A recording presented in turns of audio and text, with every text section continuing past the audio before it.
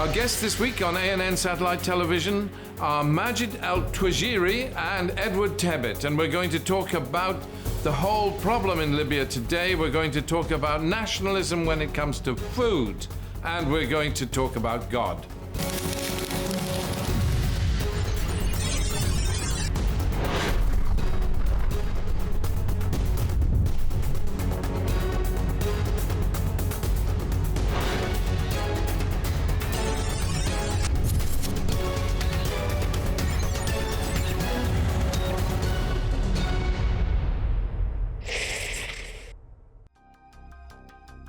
Majed Etwijiri was born in Libya in 1955. He has had a unique upbringing, having been brought up and educated in both Libya and the United Kingdom. He is currently a research officer at the Next Century Foundation and studying engineering at Bristol University. His interests lie with the various Middle Eastern crises that have developed in the past 6 years, particularly the current stalemate in Libya. He is not a supporter of an individual faction or party, rather he advocates Libyan prosperity and economic well-being. Mr. Etwijiri is also concerned by the tremendous humanitarian crisis unfolding on the shores of Libya and caused by the influx of migrants from sub-Saharan Africa.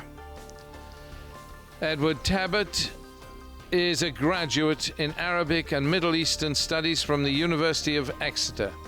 He has been interested in the Middle East since witnessing the Israel-Hezbollah conflict in 2006. He has traveled in Lebanon, Palestine, and Israel and spent a year while at university studying immersive Arabic in Jordan. He is especially interested in nationalism and the banal way it manifests itself. Orientalism and the portrayal of the Middle East in film and ways to counter violent extremism are all strong interests of Edward Tebbutt. Edward works as a researcher at the Next Century Foundation. Welcome back to the English Hour on ANN Satellite Television. It's good to be here. It's good to have you with us. Our guests today are Majed Etwijiri and Edward Tebbutt, and they're both working with the Next Century Foundation. And it's an honor to have them here to discuss Libya, and this is an unusual one, the whole business of nationalism and food, but nationalism in general, and to discuss God. So thank you for being our guest today. Really thank you very much for inviting us. Well, we go straight to our first topic. After the fall of Tripoli and subsequently of the Gaddafi dictatorship, many democratic structures have been put in place to serve the Libyan people. However, these institutions are limited in authority and power, in part because of the vast number of armed militias that currently roam the country, as well as because of their own internal divisions. Many political and military leaders have risen up over the past 4 years with the promise of uniting a fragile Libya. One of the more prominent of these was Khalifa Haftar. This divisive and controversial field marshal has had an involvement in all of Libya's major wars under Colonel Gaddafi, and currently enjoys some support. His warm ties with Russia sends warnings to the USA and the EU. But with countries such as Qatar, Turkey, UAE, Egypt, and indeed Russia currently waging proxy wars in Libya, only an internationally informed solution can fill the political void. So, Majed, where are we going to begin with Libya? The 2015 there was an agreement of some kind, and we now have 3 governments instead of 2 governments in Libya. We have 3 governments. We have an internationally recognized government. Tell us a little bit about where we're at. So I think to really understand the complex nature of Libyan politics, I think we should first begin with the Libyan political agreement, which was the first hope of resolution, of reconciliation in Libya itself. The Libyan political agreement, which was signed in December 2015, was signed in Al Khairat in Morocco, and it was between the government. It created a government of national accord headed by Faiz al-Sarraj, and it conferred executive authority of government to the government of national accord, whilst maintaining legislative authority, like a parliament in Westminster, to the Tobruk-based Parliament Council of Deputies. And unfortunately, there's a lot of arguments and disagreements between the two ever since the 2015 deal. And one example of the rising tensions between the two entities, the two administrations, the Government of National Accord and the Council of Deputies, one in the west and one in the east, is when the Benghazi Defence Brigade attacked oil industries and facilities in the Oil Crescent in Libya. And the oil facilities were, at the time, controlled by the Libyan National Army headed by Khalifa Haftar, which backs the Tobruk-based parliament. And whether, of course, that's a cause of the deterioration between the Government of National Accord and the Council of Deputies, or the effect of deterioration in the relationship, is unclear. But what is absolutely clear is that for there to be some form of unification of Libya, I think these two entities would have to work together. There needs to be some form of agreement between them. So really there is no international... The international community has messed it up even more, because you haven't got one government. You've got... You already had two governments. Yes. And now they've kept bits of Haftar's cronies in the west, right? If you want to call in the east, if you want to call them that, and then they've also got the original government, if you want to call it that, in Tripoli, that controls most of the land. Government of National Accord. And in actuality, it holds less sway than you think. It's very much suffers from shortage in funding. It's beginning to lose sway with the militias it supports and it backs, and there are indeed divisions within the GNA, which is one of the reasons why the Libyan political agreement hasn't necessarily worked out for the best. Now wait a minute, the Government of National... You have this government that's in the naval base in Tripoli. That is the Government of National Accord, right, headed by Faiz. What about the big government that was... So that was called the General National Congress. Yes. And this is where the Council of Deputies was born out of. So the General National Congress was formed in 2012 after, in the wake, of course, of the fall of Tripoli and Gaddafi's regime. And unfortunately, it was dissolved because of the strong Islamist minority that was in the... Yeah, we didn't like Islamists in the National Congress. So they wanted to impose Sharia law within the country. They wanted to enact exclusionary laws that prevented people who served under Gaddafi to hold public office. And Khalifa Haftar, amongst many others, called for this dissolution. And indeed, of course, in 2014 it has been.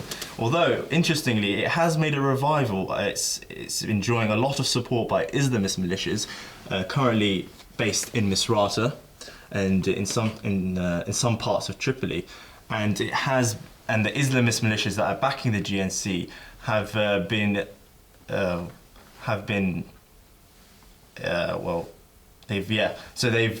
they've caused a lot of. They've caused a lot of skirmishes in the country, and so let's roll back a minute, because so I don't get confused. There is a government called the General National Congress. No, that was the General National Congress has been dissolved, and that's where the Council of Deputies was born out of. The Council of Deputies in Benghazi. Yeah. So it was dissolved, but now the Council of Deputies, which is in Tobruk, now controls the legislative branch of government. But the General National Congress, you're saying it's dissolved, but it actually controls, it's sitting fatly in Tripoli and controls most of Libya. Not necessarily. It enjoys some support, as I said, the Islamist militias that back the newly revived General National Congress, but it's not UN recognized, no. and it doesn't necessarily control as much as Libya as you mentioned. I mean, it controls Tripoli and Misrata. It's divided. I think in Misrata, Misrata isn't full of Islamist militias that back the General National Congress. There's a lot of pluralism even in cities in Misrata. I think there are some people who actually support Khalifa Haftar and his mission to exterminate the Islamist militias. There is that division, there is that differentiation in political opinions in Libya. I don't think you can say that any administration holds authority over large swaths of land in Libya. I don't think you can say that about any of them. I think at the moment all these democratic structures are actually useless in a sense. I think the militias are the people with the arms are the people who hold the sway and authority in the country, and are the people who call the shots and control the resources, but more importantly, the oil in the country. And of course, as we all know, when you control the oil, then you control the money, and when you control the money, you can bend people to your will in Libya. And that's with that authority and power is with the militias at the moment, rather than these democratic institutions like the GNC or the GNA or the Council of Deputies in Tobruk. But nonetheless, just because, so the GNC, in General National Congress, in its reinvented form, this non-recognized body is sitting in Tripoli and hasn't gone home. And then you have Khalifa Haftar sitting in Tobruk, again a non-recognized individual. I recognise the UN, not the individual himself isn't recognised, but he's backing the Council of Deputies, which is of course recognised by the UN Security Council. Okay, so you have that, and that's based in Benghazi. Yeah. And then you have a third Government of National Accord, which is based in a naval base in Tripoli. Yeah. Recognised by the UN. Recognised by the international community. With the talk of the international community, I'd be really interested to know what government or what systems in Libya is either supported or backed by the Arab League, because obviously it's such an important part of Middle East politics and security with Islamic State fighters. It's quite interesting, actually. Moving to the country and setting up little areas of territory. Obviously, it's a security risk for Algeria, it's a security risk for Tunisia and Egypt. All these countries are involved in the region. Well, Tunisia doesn't have much authority or sway in Libya. It doesn't have the military capacity to fund the militias that it wants to.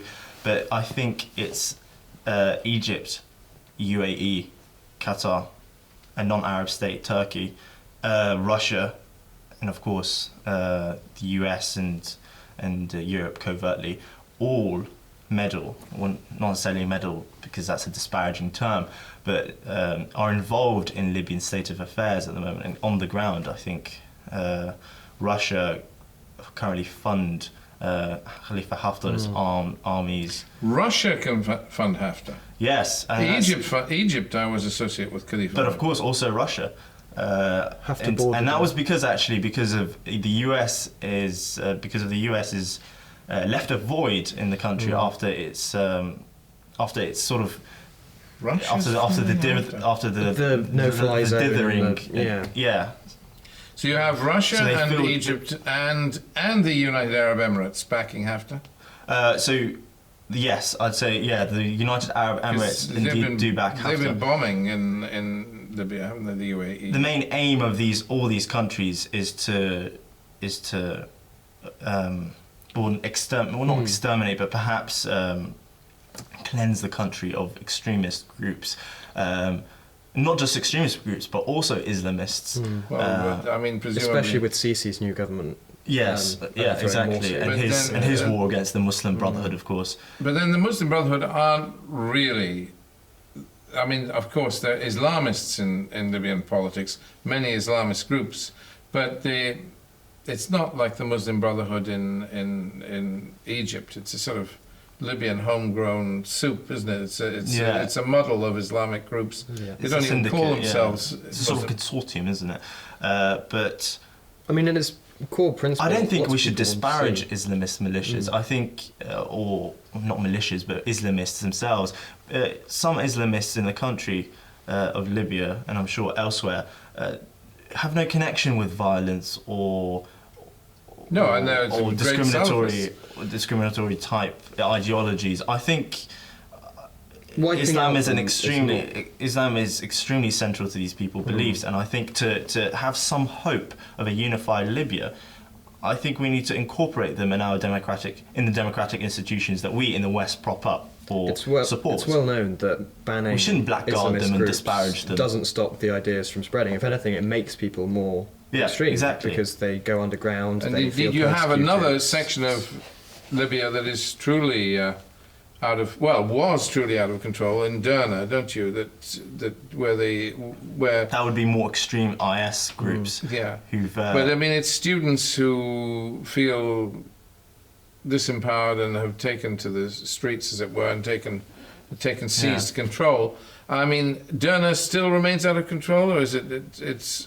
I'm not entirely sure of Derna at the moment, but I do know that Khalifa Haftar has enjoyed some success in exterminating.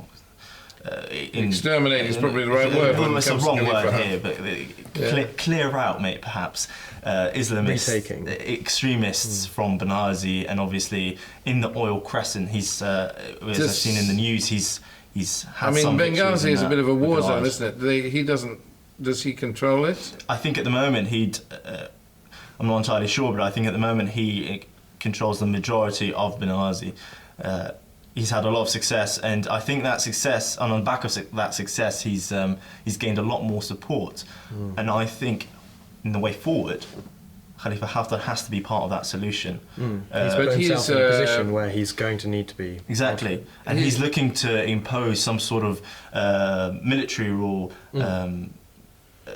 But he's a warlord, in the same regard. I mean, he's a dictator he wants to be dictator of Libya, like Gaddafi. He was in Gaddafi's. But ultimately, I don't think he was ever called in the press saying a warlord. I don't think. I think you could still classify him as a general of a proper military rather than a militia leader. So I think on the record. Really? I think on the record. At what point does this spiral out of control? People call anyone who's up in arms anywhere a warlord. No, but I mean, Haftar is classic, surely. So I think on the record in the UN, it's particularly in the Libyan political agreement, he has been recorded as saying that he does not have the ambition to rule the country like Gaddafi, but as the chief of the military of the Libyan National Army, and. So let's go back to the geopolitical. Meanwhile, you were mentioning these other Arab states, of course. Qatar and Turkey, you mentioned, they're backing the old Congress, aren't they? Qatar and Turkey, I'm not entirely sure. I think their main aim is to ensure that the Islamists in the Oil Crescent are cleared out. I think that's their main premise. They're clearly not with Haftar. They're. So if that was the case, if their main goal was to clear out the Islamists, then they'd have to surely side with Khalifa Haftar, because he's the only man who's leading some form of coherent army against some form of coherent. Yeah, well, he's much weaker surely than the Misrata militias that are fighting him. I mean, he's yet another faction. I can't. You believe you recognise him as are fractured. He's leading the Libyan National Army, and from it. What Libyan National Army? It's not a recognised army. It's not a recognised army. No, he calls it the Libyan National Army. Yeah. Any militia leader can call their troops the Libyan National Army. I mean, it's not. But he's doing it with this idea of it is a national army. Whether or not it is almost semantics, in that But And there the is a military group national just army saying they want to fight in to the conquer is fine. in Western Libya. That is the army that was in theory being trained by Britain and so on. I mean, there is an army in Western Libya, and that army now often finds it fighting, which would call itself the Libyan National Army, will find itself fighting Haftar. I mean, it's, you know, it's not that.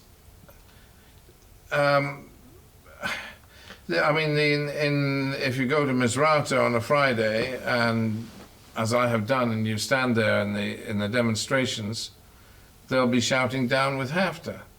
I mean, and definitely there is definitely some opposition to him in these big urban cities like Misrata and like Tripoli, who have paid in blood to regain and repossess their freedom from a military dictator such as Gaddafi, and I don't think they'll cede their sovereignty that easily to another military dictator, perceived military dictator, Especially one backed by foreign powers. as Haftar.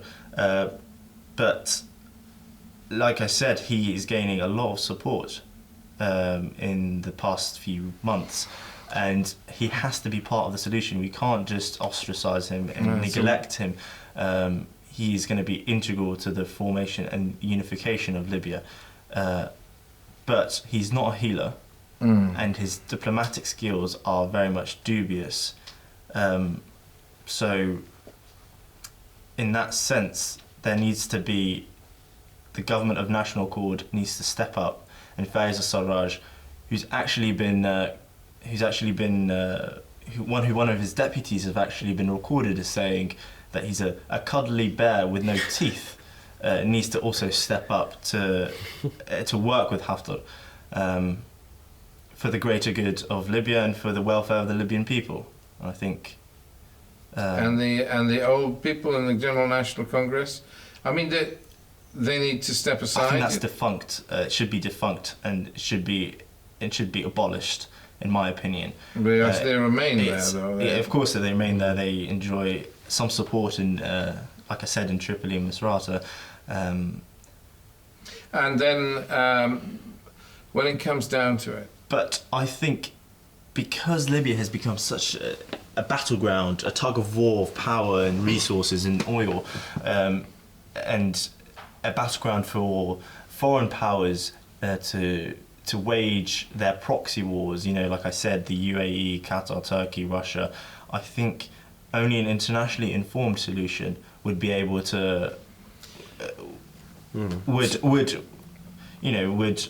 would see Libya return to sort of semblance of security, some semblance of a country that's able to serve its people. Our next step here, there is one clear next step, which is that the government of Italy, the government of Britain, and America, of course. Well, America won't do it, but the government of Italy, the government of Britain send back their embassies.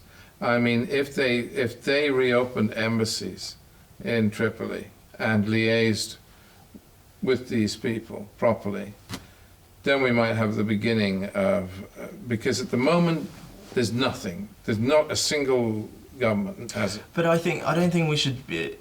I think Libya needs to be tackled from a bottom-up approach.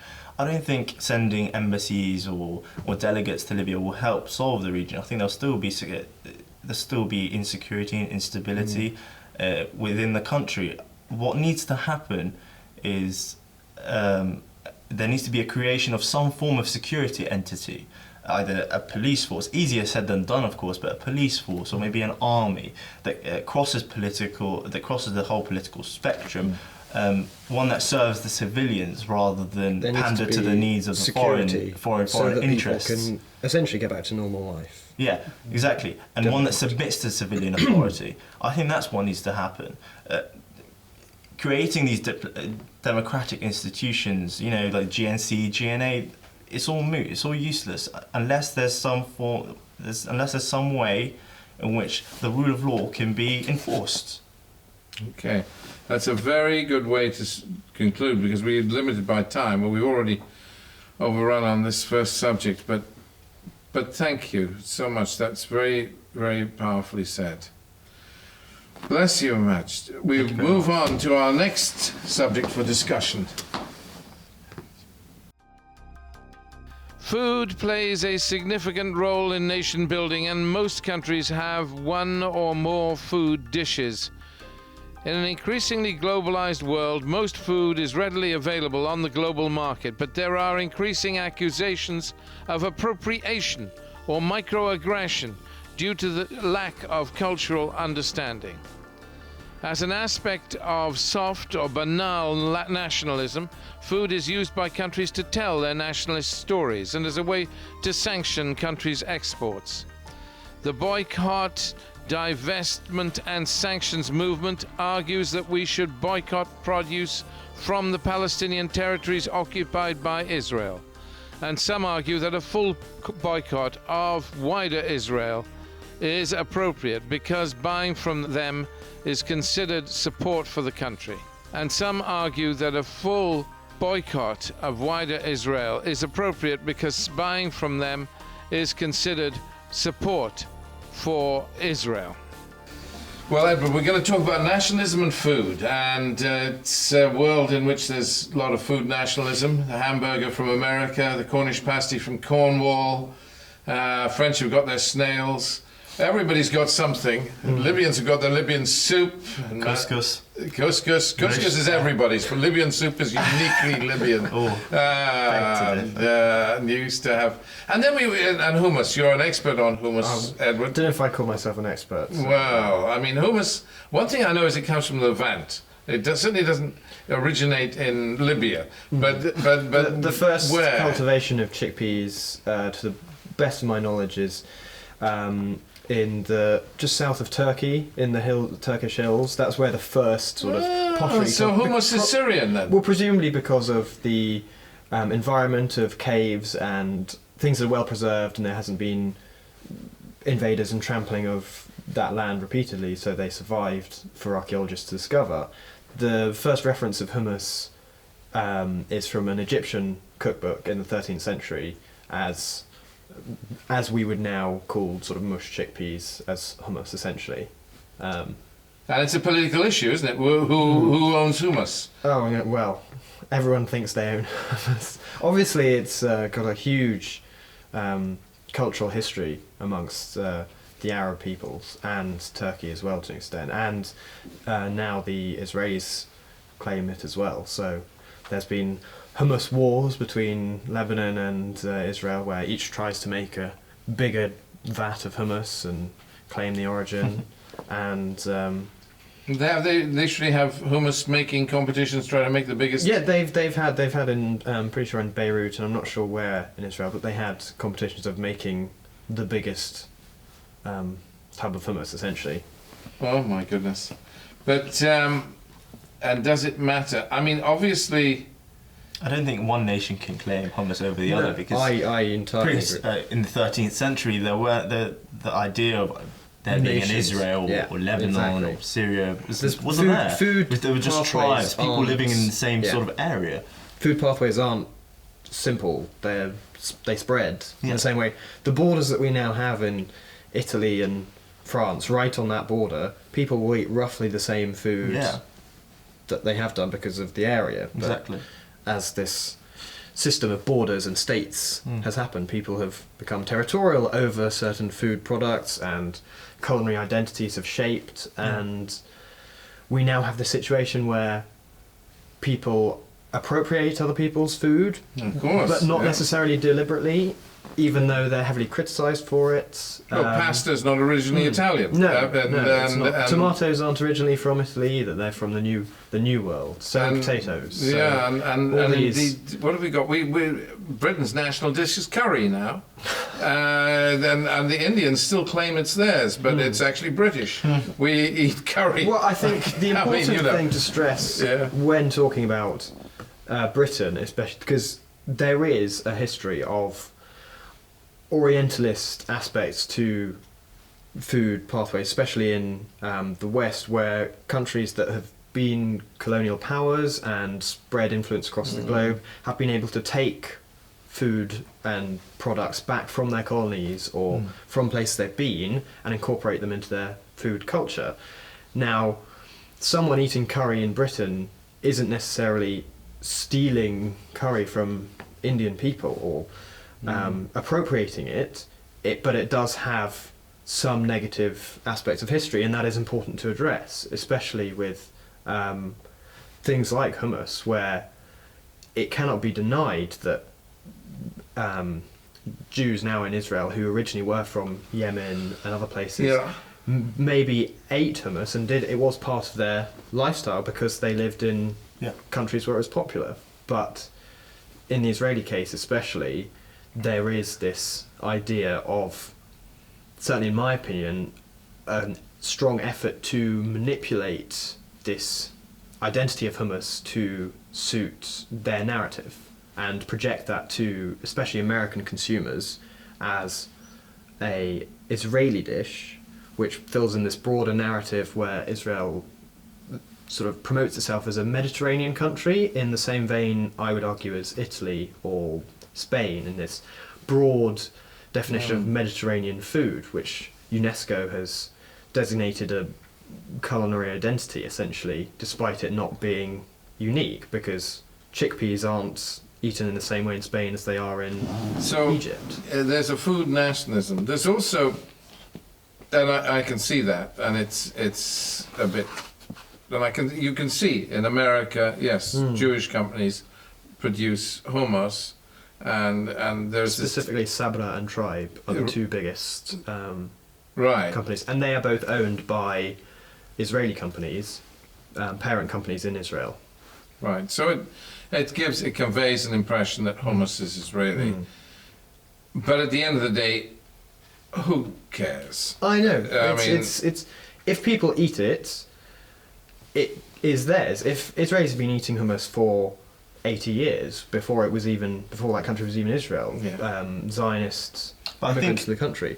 I think having history of foods predating, in the 13th century gives a country legitimacy, and I think that's what perhaps rightly or wrongly, that's what Israel is trying to do. It's always been under fire in the international community, of course, with regards to human rights abuses, whether of course rightly or wrongly, and so it's for them to sort of perhaps claim that hummus is theirs. It's a way for them to sort of say to the international community, well, look, we're a country in our that has the same right as, I don't know, Egypt or Turkey or Libya. We have our own history of foods. Yes, and there is a political nationalism that is strange. I mean, the olive is associated with Palestine.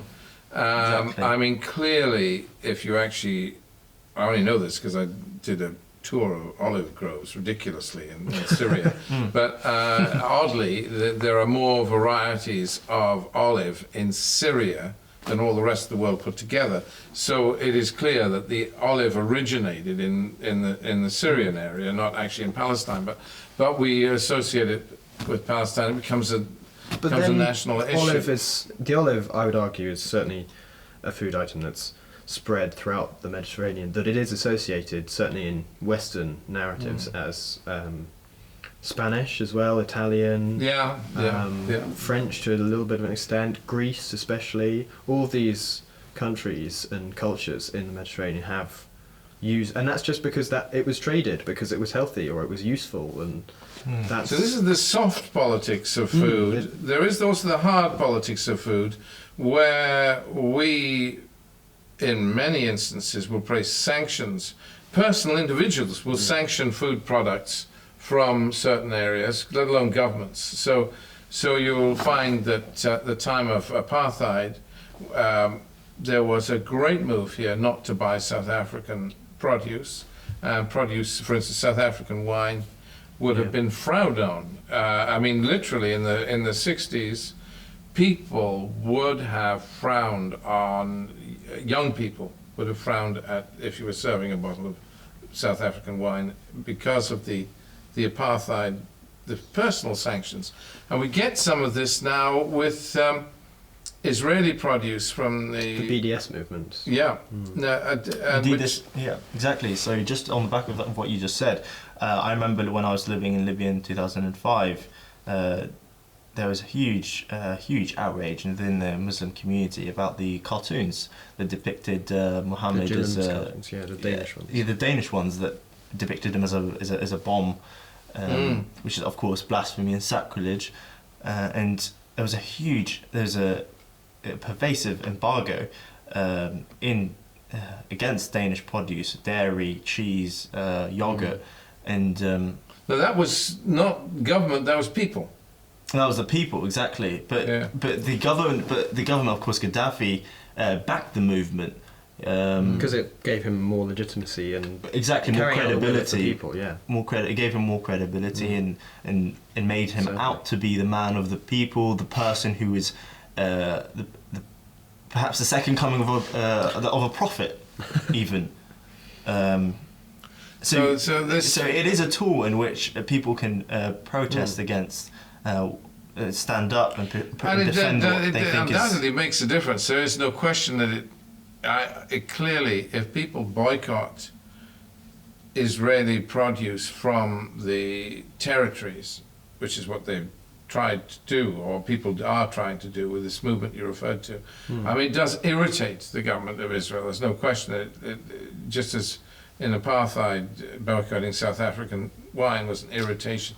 Always an irritation, isn't it, to governments when this happens? I mean, you know how effective you view this boycott campaign? Boycott, divestment and sanctions. What did you call it? Boycott? I think to mind it's boycott, divestment and sanctions. So it's okay. Effectively any product. So it goes sometimes it goes so far as any product from Israel boycotted, but the basic step is anything from the territory, so area B, A, B, and C. Yeah, the West Bank and. Well, any. So let's be specific. Anything from Israeli settlements in the West Bank, and it's what people boycott because that's illegitimate. And in terms of the actual effect on that, I think we've yet to see, depending on how large it spreads, and it has started to gain traction in certain political circles in Western countries, and then if those people lobby government officials until it gets to a point where governments actually think this is the right idea. Whether that will happen remains to be seen, although I'd be sceptical if the British government suddenly turned around and said, oh yes, we're going to sanction Israeli products. So it's not going to happen, is it? But it is a more populist, in that instance it's more a people's movement. And generally is localised to certain people of certain political backgrounds. It hasn't become a universal cultural thing. It is still split in people who, in broad terms, dislike Israel or have strong views towards it or against it. People that are apathetic aren't going to bother with it, really. I think in the Israeli case it is important to know the academic background behind their the Zionist campaign of branding products as Israeli. It is the carrying out of this Zionist Jewish products from Eretz Israel, and yes, so it is in effect. You are legitimising the settlements if you're buying settlement food. It can be argued it's a political. There's a humorous aspect towards cultural appropriation of foods. I mean, in Libya, we look at the couscous that's being sold in the UK, and we laugh. Couscous in Libya is generally cooked as in it's steamed, but there's the caramelised onions, and it's obviously served hot. But in the UK, generally you'll find it in the salad bar, and cold. And quite cold, and sort of what we call quite miserable. So there is that. Yeah, we do tend to look at it in that way, in that view, and as well. That's a very mature way of looking at how food goes through this national process of sometimes in all the food in Libya hasn't spread to the wider world apart from maybe sort of a Libyan tagine and some couscous. The one thing and bits and bobs that people in the West see. That's Libyan food. That's not inherently malicious. People aren't trying to steal Libyan culture. Right. They sort of say, "Oh, Libya," but it's the issue of when people say, "Oh, that sounds exotic." I let's go for have to that," put in a rather than plug for Libyan bitter soda.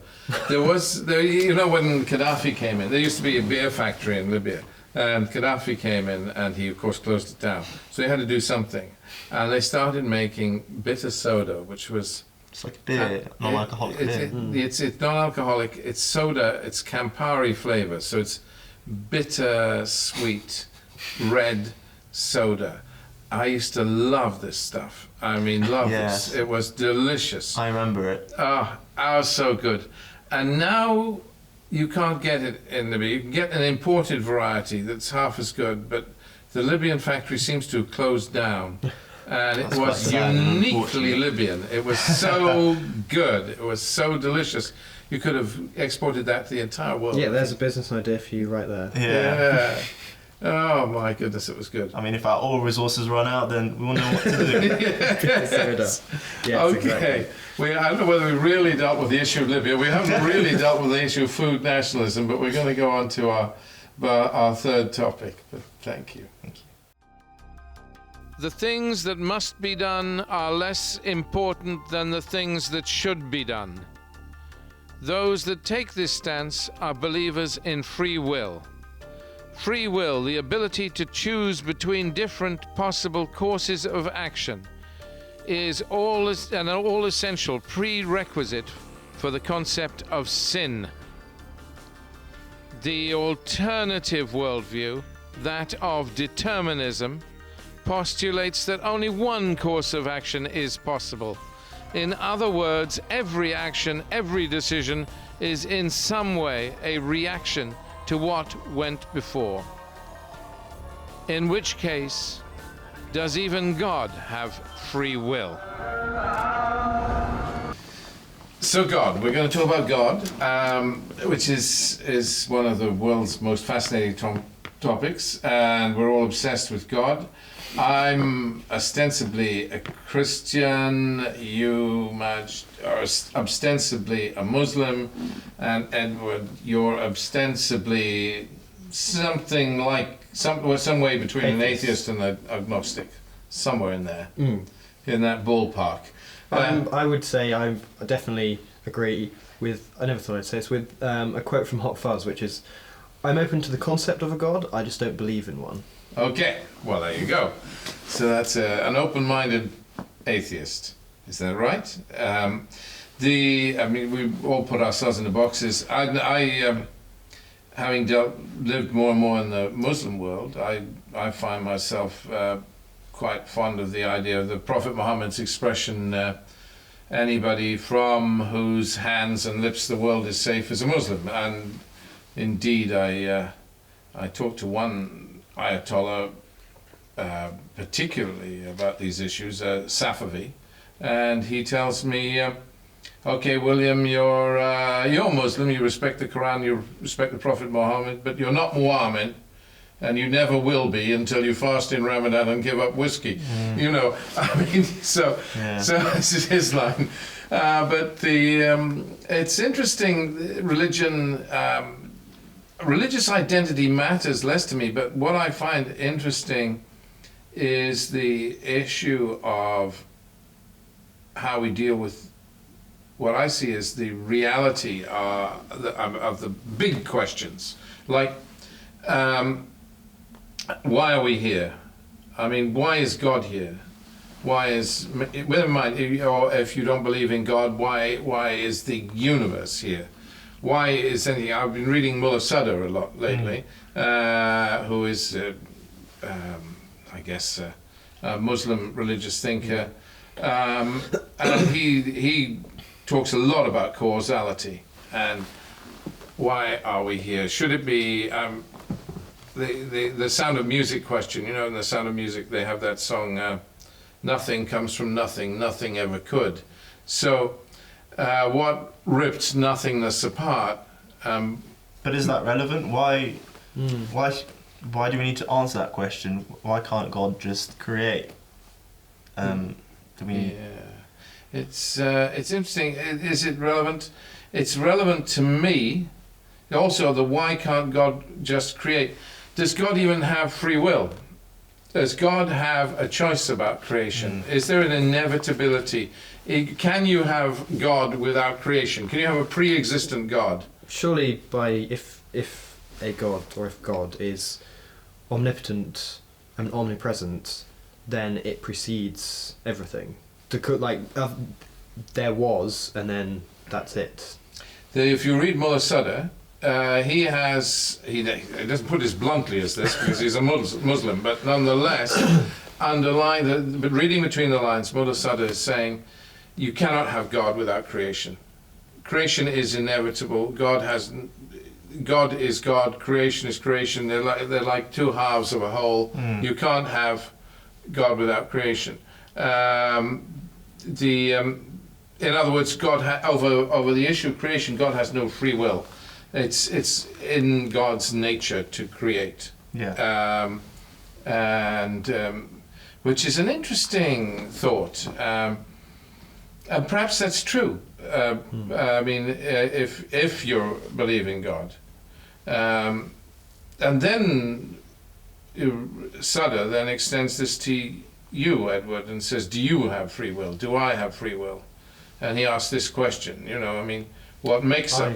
I don't think it's. Well, I can't conceptualize whether I do or not. I believe it. You could do the "I think therefore I am" argument of Descartes, and I believe I do, so I do. And whatever goes on at a but do you make choices?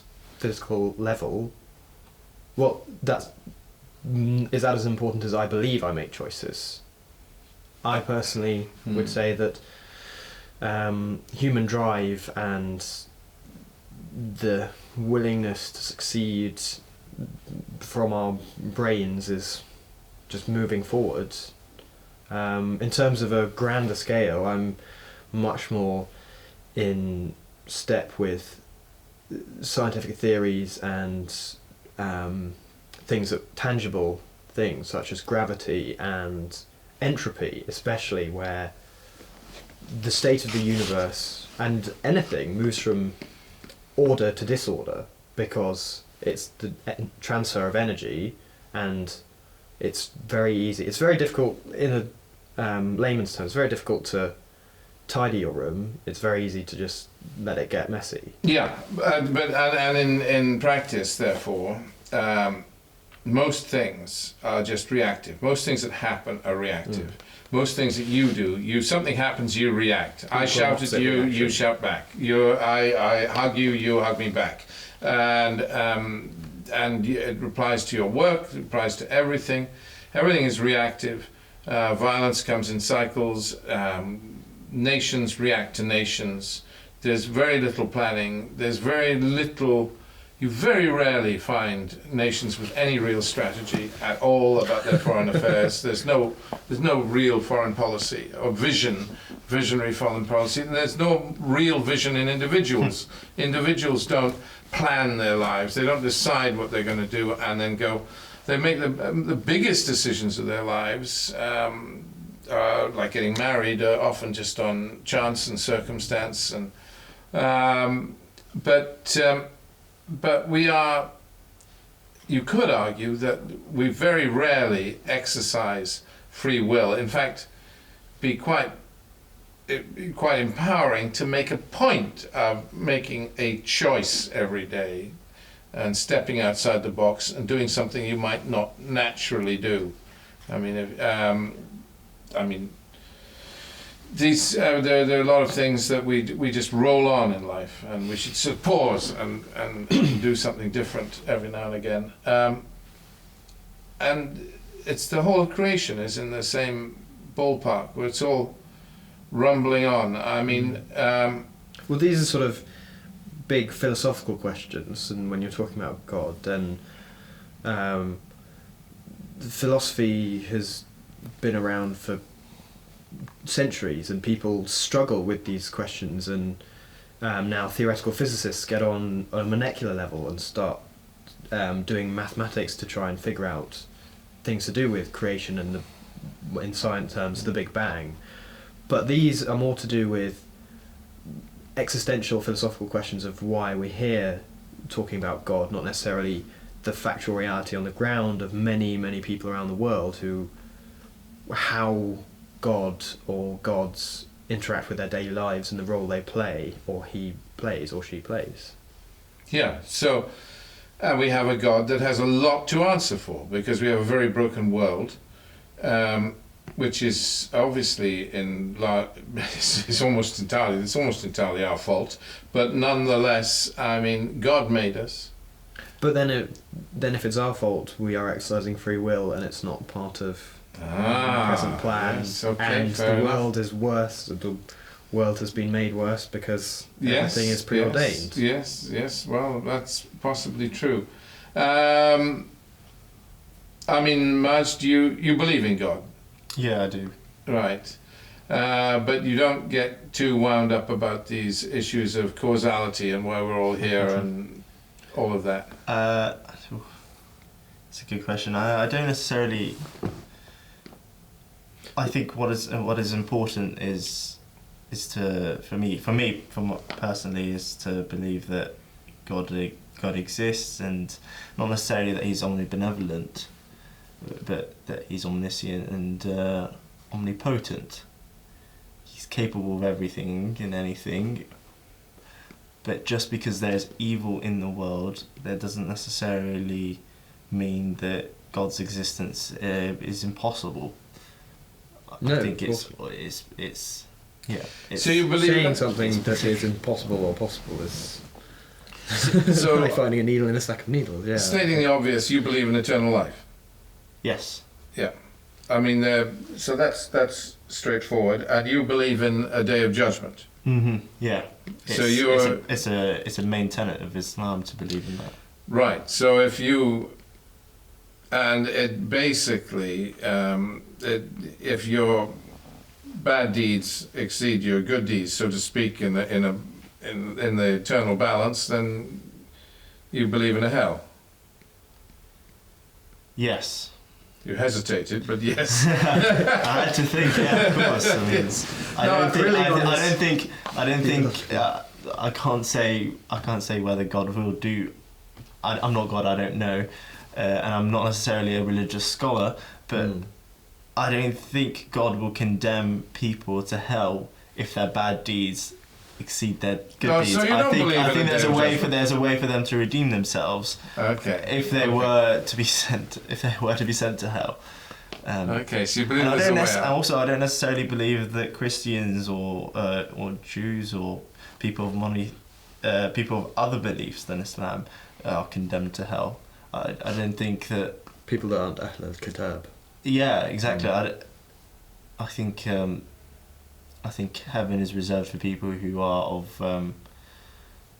morally good and who are benevolent people, but don't necessarily believe in Islam. I think there's room for everyone there. Okay. Big tent heaven. And Edward, do you believe we cease to exist when we die? In my current knowledge, yes, I believe I will cease to exist. I've found no proof to say anything otherwise. My neurons will eventually stop processing and trying to comprehend.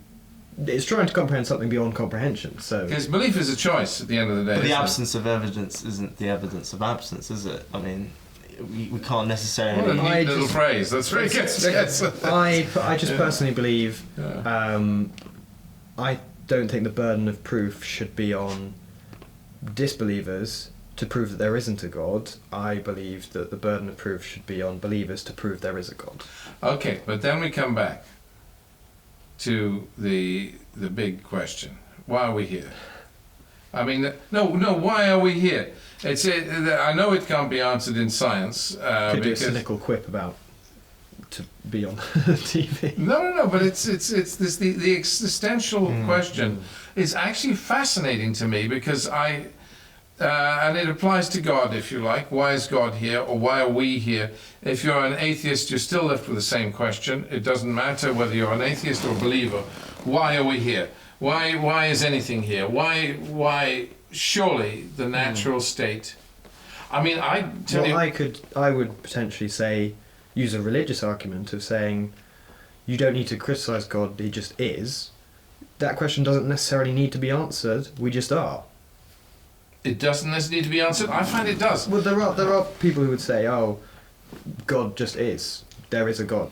Okay, so you believe in eternal time stretching backwards, and then nothing was created. I would begin to try and stumble my way through theoretical physics and no, but the theoretical physicists have no idea because nobody has an idea. Being written as we speak. And, improvable. It will always be improvable. You can't go beyond the Big Bang and say, was there another Big Bang? You can theorize. I'm not a big fan of inevitability, so I wouldn't necessarily say it will never be provable. Well, I mean, I think it is pretty hard to, but the point is that I often wonder whether there is a natural disconnect in existence. So logically there should be eternal nothingness. Nothing should be, but there are certain things that have to be, like truth. The concept of truth is eternally there, whether there was nothingness or somethingness. Truth exists. Truth exists even at a mathematical level. 2 plus 2 will always equal 4, even if there's no 2 and no 2, and they're just concepts.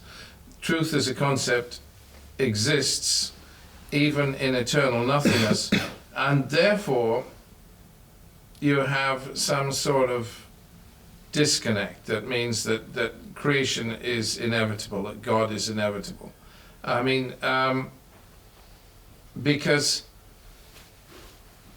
otherwise there would be nothing. There is no logic to us existing, to these daffodils on the table, or this glass of water, or you or me, or the universe. It is ridiculous. We shouldn't be here. I mean, we shouldn't. It should be nothing. And so, there shouldn't be a reason for our being, though. It doesn't. Yeah, but it's no good to say God did it, because then you say, well, why is God here? So you're stuck with the whole question, the whole big question, why anything is here, and that I think is fascinating and intriguing. Not sure we're being very helpful, but we have no answers. No, but we should search for them. I think well, I think in that sense you're right, Edward. We should be seeking an answer all the time. I'm not sure we've done anything but confuse our listeners and confuse ourselves, but it's an interesting subject and one we must return to, as I do like discussing the issue of causality and the issue of God and religion. Thank you both very much for being with us. Yes. Oh, well, it's been great. Bless you. Thank you.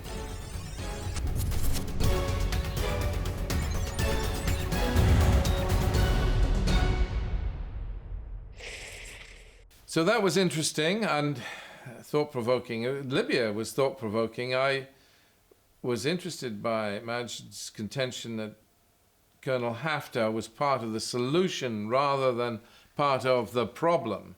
I've always thought of him as part of the problem, and he's certainly made me think again. I would like to hope that Colonel Haftar was part of the solution, rather than just a warlord going around killing people. But maybe he is. Maybe he is part of the answer. The Libyan people certainly deserve the international community taking some interest in their situation. Why is there no Libya in Tripoli? Is there no embassy in Tripoli? Why is there no embassy? Why is there no British embassy? Why is there no Italian embassy, for goodness sake, with all Italy's heritage there? Or because they're cowards? Are they cowards, the Italians? They're cowards, the British? Why is there no embassy to support these people in their hour of need? We created this mess. The British and the Italians and the French directly responsible for the mess in Libya. And we haven't got the moral courage to put an embassy there. We are pathetic, in my view. Then it comes down to the Majid's point about the police force. I think it's worth seeing some infrastructure on the ground of that kind, something people can respect in Libya. They certainly can't respect the army or the militias that kill each other all the time. Yes, if we could see a Libyan national police force of some kind, that might be helpful. And then we talked about hummus and hummus wars and nationalism with regard to food, which was a bit of fun to talk about. Yes, I don't know that it matters, but it does matter. It matters that we care about countries where perhaps things are being done wrong, the Israeli occupation of the West Bank, and we can boycott foods from settlements. It's quite doable. We should do it. We have a moral duty to do it, us in the West. We just need to think about these things. Then the question of God. God, the eternal question. Why are we here?